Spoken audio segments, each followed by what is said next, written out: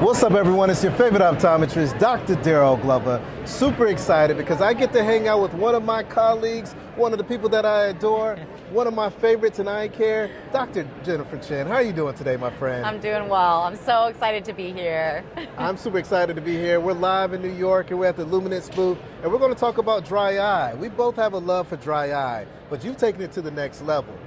Before we jump into all the amazing things that you're doing in the exam lane and the innovation that you're bringing to your patients, if you don't mind sharing with our followers and our listeners who you are, what you do, where you practice, because I want to know everything about you from top to bottom, my friend.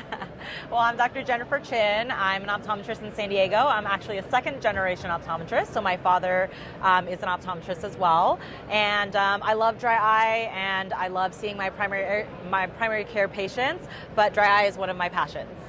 Awesome, awesome. Well, super excited to have this conversation. I really want to jump into how you've changed the way you practice with dry eye.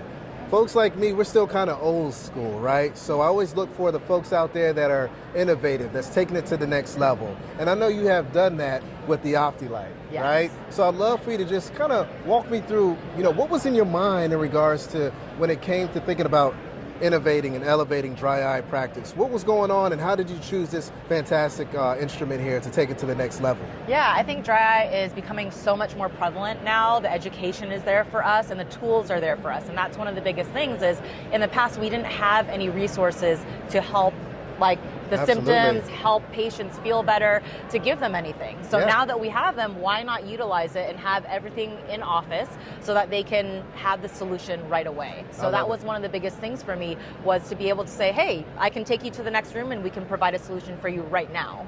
I love that, I love that. So, providing solutions, that's like our secret sauce for patient care, right? Yes. But I'm curious to know, and I know some of our colleagues out there that are thinking about bringing this instrument into their office, what does it look like from a patient standpoint, right? So if you can maybe walk me through the patient's journey, right? When they come into the office and they see that front desk, they see that technician, then they see you, kind of walk through what that process looks like, because I know they're curious to know how can they really make this magic happen like you do.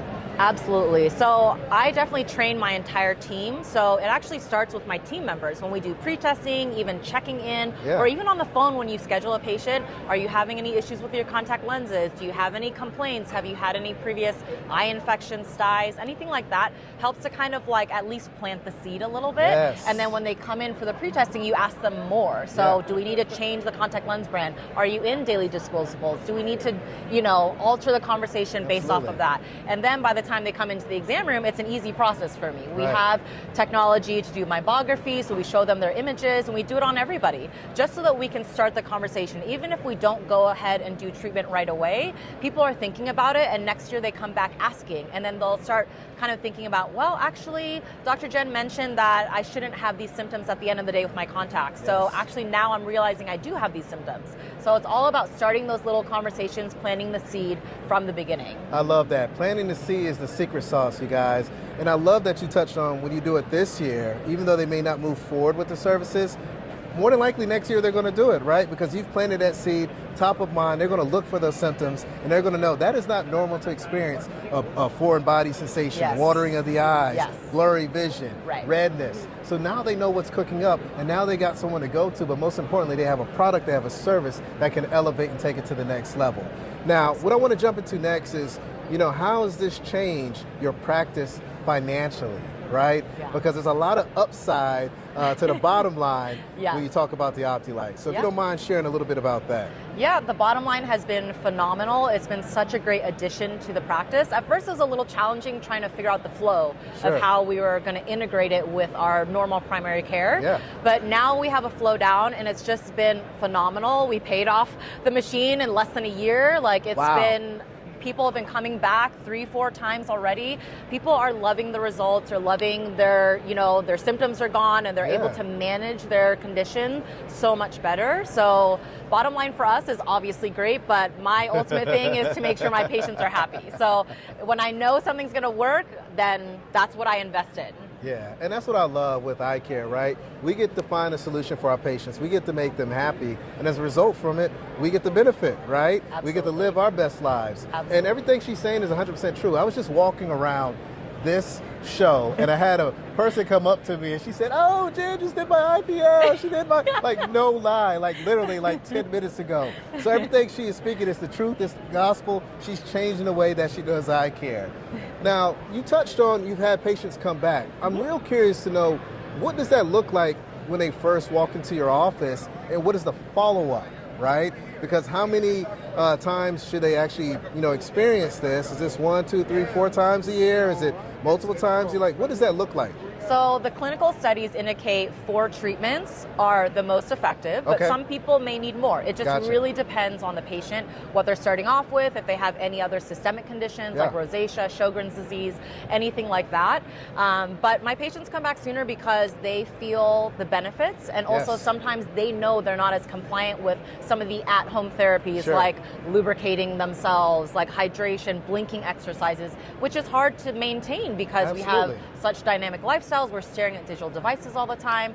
So most of the time I have my team follow up with the patient at 3 months, and we just have them come in, kind of check to see how they're doing. They may or may not do treatment at that time, and then we follow up at 6 months and then 1 year. So it just, again, depends on the patient. Sure, and that makes sense. I mean, every patient is different. They have all different symptoms, but the key is you have a solution to solve the problem that they have, right? Now, when you bring these patients back, are you adding additional dry eye therapies to it, maybe topical drops? I mean, what does that conversation look like? Or are you seeing more of this being a first line of defense and really solving the problem for, patients that walk in? Yeah, honestly, it's now kind of like my first line defense because it's not invasive and they don't have to do anything for themselves on a consistent basis. That's what my patients complain about all the time is having to use drops on a consistent basis, and they get expensive, right? And then people are like, oh, I don't remember to cleanse, I don't do all these other things. So this is a great way for them to just at least manage so they're comfortable and they don't have to worry about, okay, on a daily basis, Dr. Chinn told me I have to do X, Y, and Z, like a laundry list of things to do. So this has been really great. And I have other therapies in my office too. I do BluffX, I do LipiFlow, but this is non-invasive, so that's what my patients love about it. Absolutely. You want to make it easy, and everybody wants that instant gratification. That's the world that we live in today. So how can you give that to your patient and reduce a lot of the compliance headache, down the road more than anything? Now, what I'd like to touch on next and kind of finish up with is maybe some best practices, right? Because you've been doing this for a while, you've paid it off within a year. What are some best practices with this device that you would like to share with some of our colleagues out there that have it, but also looking to purchase it as well? Yeah, so again, I guess repeating what I said was planting the seed. So planting the seed with the patient, educating them, and just kind of letting them know that this is a therapy and this is something that's out there to help them manage their symptoms, and just keep them a lot healthier, a lot more comfortable. That's super important. But yeah, those are kind of the main things that I would say. Love it, I love it. I'm gonna add one for you because one thing that you touched on earlier that I really love was when you mentioned training your team. Yes, right? Absolutely. I'm a firm believer that you're only as great as your team members, right? And if you can have them to have the knowledge to pick up the phone and start that conversation, plant that seed, and then they come in and your technician is planting that seed, and then you come in, they've heard it so many times that by the time they get to you, they're ready for that action. They're ready to make that magic happen, right? Exactly. So this is fantastic. Thank you so much, Dr. Chinn, for coming out and having this conversation and elevating eye care. It's doctors like you that is going to change the game for our patients, but also change the game for eye care. For all the folks out there that are listening that want to learn more or partner with you or whatever it may be, what's the best way for them to reach you? Yeah, you can reach me on Instagram at dr.chinchin. I'm also on LinkedIn as well. Awesome. Thank you so much for being a part of this show. Thanks so much for tuning in. It's your favorite optometrist, Dr. Darryl Glover, and the lovely Dr. Jen Chinn. Stay healthy, stay positive, stay blessed, and until next time, peace. Hey family, if you enjoyed this full podcast, don't miss out on more engaging content. Check out the next episode right here. And for the latest updates, hit that subscribe button and ring the notification bell. Your support means the world to us. Catch us in the next episode. Peace.